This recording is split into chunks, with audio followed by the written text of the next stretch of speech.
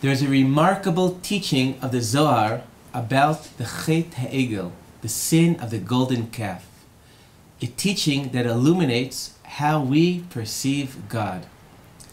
The Zohar teaches that the name of God, Elohim, is composed of two Hebrew words, the word me and the word Ela. Me is the Hebrew word for who. Ela is the Hebrew word for this. And the Zohar teaches that this name of God, Elohim, reflects that there are two levels in how we perceive God. There is the who. The who is the unanswered question. It's that level of God that is beyond our comprehension. And the this is those aspects of God that we can grasp, we can understand, and we can relate to. Ultimately, the Zohar teaches that God is beyond our comprehension. God is who, but God desires to be revealed to us, to allow us to relate to Him, and for Him to relate to us. And His revelation to us is when who becomes on some level this. However, even when God is revealed to us, we must always be conscious that beyond this, beyond all that of God, which we do grasp, which we do comprehend, beyond all that stands who, the unanswered question. And this conception of God underlies the Zohar's approach to the Chet HaEgal, the sin of the golden calf. The essence of idolatry is the desire of people to have a God who is concrete, tangible, that you could touch Him and you could see Him. And in the Chet HaEgal, in fact, when the Egel, the calf, was presented to Am Yisrael, it was presented as Ela Elohacha Yisroel. This is your God. And the Zohar interprets that statement, this is God, as takes it as face value, that God is this. God is that which can be pointed to, that can be defined, and the essential sin of the Egel was taking the who out of God, leaving God as a this, but without the who. And in fact, what was pointed out to me by one of my students, Mordechai Zeller, something not mentioned in the Zohar, that the rally cry to oppose those who built the Egel, what in Hebrew is Mi Lashem Alai, which could be translated as me, who to God. Almost saying is that the response to the Chet HaEgal, making God something so definable, something so concrete, is to put the who back into Him, the question, the mystery back into God. And I like to discuss the significance of the who, the significance of that level which is beyond our comprehension, and to demonstrate why it's so significant. Because one could say, well, if it's beyond my comprehension, as far as I'm concerned, it doesn't exist, it's not relevant to me. The first point relates to the nature of God Himself. Rav Kook writes that all definitions lead to idolatry. Definition means that it's defined. If it's defined, it's something that has an end, and God is infinite. Rav Kook writes that even the names of God have a spark of idolatry because every name is in essence giving some type of a definition. And we have to be conscious that all the names of God are only sparks of His essence, which is beyond all the names. In a word, Rav Kook is saying that a God that can be defined is not a God. And this is a universal insight. In the ancient book of Chinese wisdom, the Tao Te Ching begins with the phrase, "The Tao that can't be told is not the Tao." Another major point is that questions, even when unanswered, are a source of growth.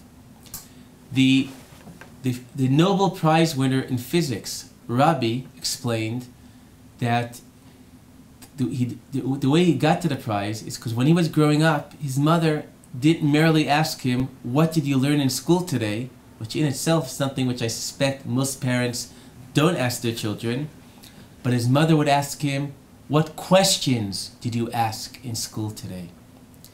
And asking the questions which opens you up to the world and leads you to many places, even if you don't get a direct answer to the questions you ask. In fact, there's a story that I always thought that it was a joke, but now I see it's actually a very deep insight, in that a child goes to his father and asks him, "Father, why is the sky blue?" And the father says, "I don't know." The next day the son asks, "Father, why is the grass green?" And again the father answers, "I don't know." And after a few days the son goes to his father and says, "Father, would you like me to stop asking you all these questions?" And the father looks at him in surprise and says, "But if you don't ask, how are you ever going to know?" But now I thought it was a joke, but now I realize that this is telling us that don't take away the questions from the children. Let them ask and keep on thinking about it. And even if they don't get to the answer, that process itself will allow them to grow.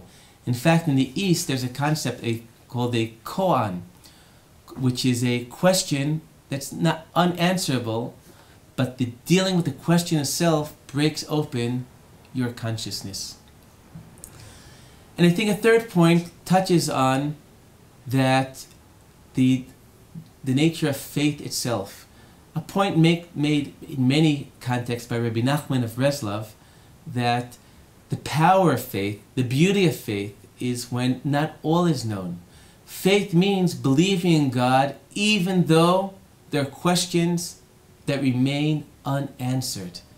If everything's answered, you don't need faith. Faith is having the ability to keep on going even though there's that which is undefined. In fact, there's one of the books of Tanakh, Eov, is dedicated to the issue, to the unanswered question of why is there evil in the world and why do good people suffer. And Eov has many friends and they're all trying to explain to him why is it that he's suffering. Eov does not accept the answers of his friends. He lives with the question and does not submit to easy answers to the question.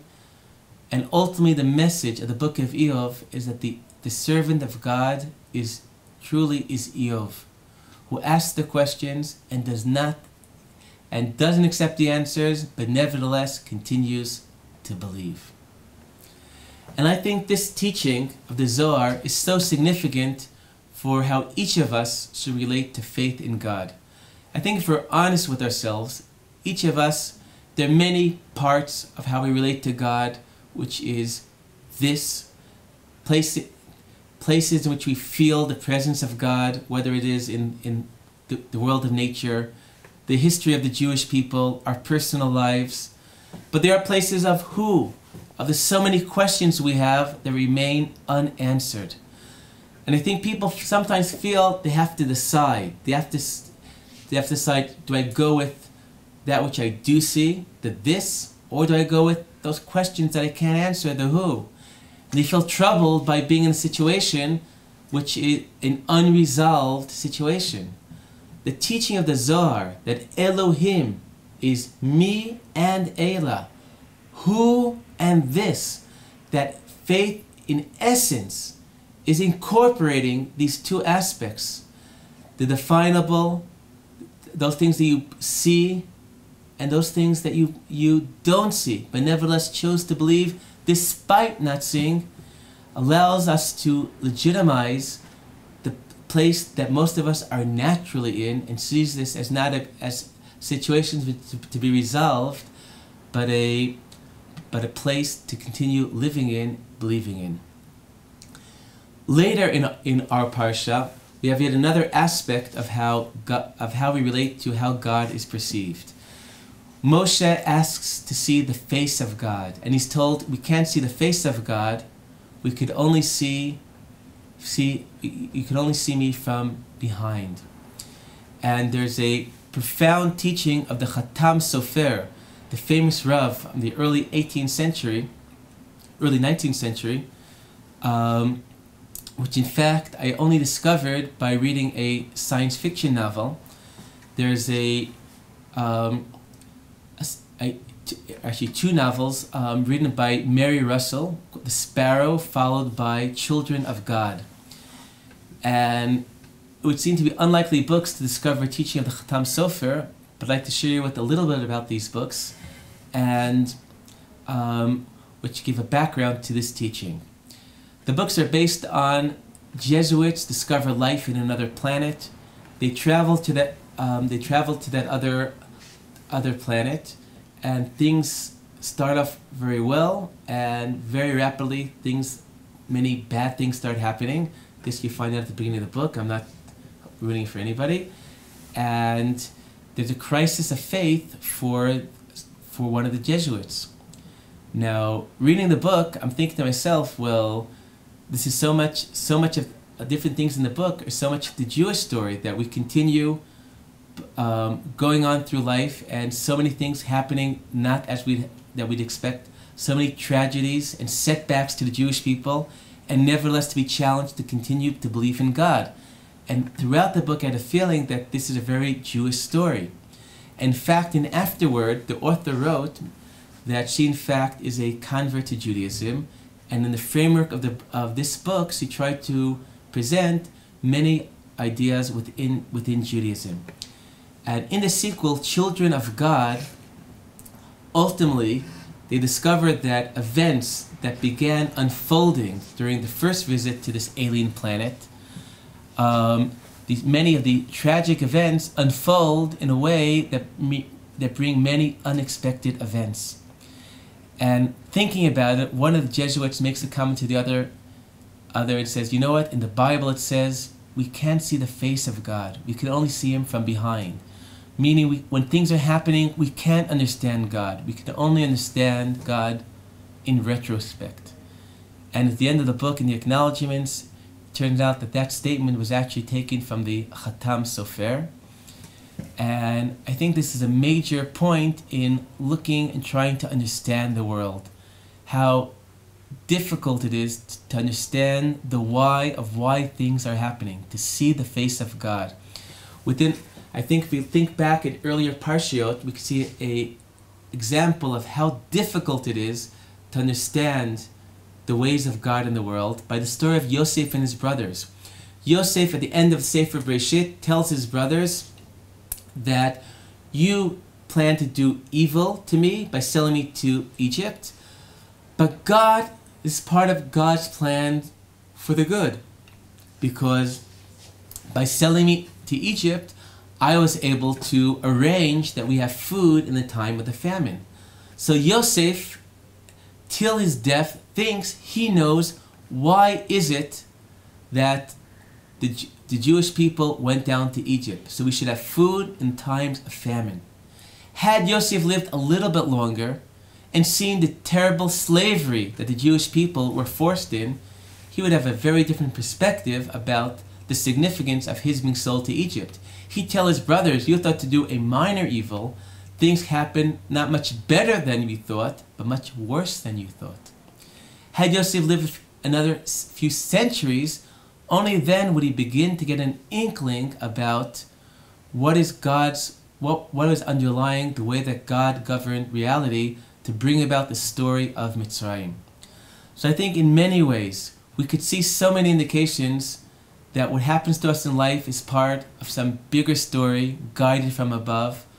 But what the story is coming to teach us, there are some elements that are Ela, that are this, that we can't understand, but we have to have the humility to realize that there's so much which is still me, which is still who, the unanswered questions. Shabbat Shalom.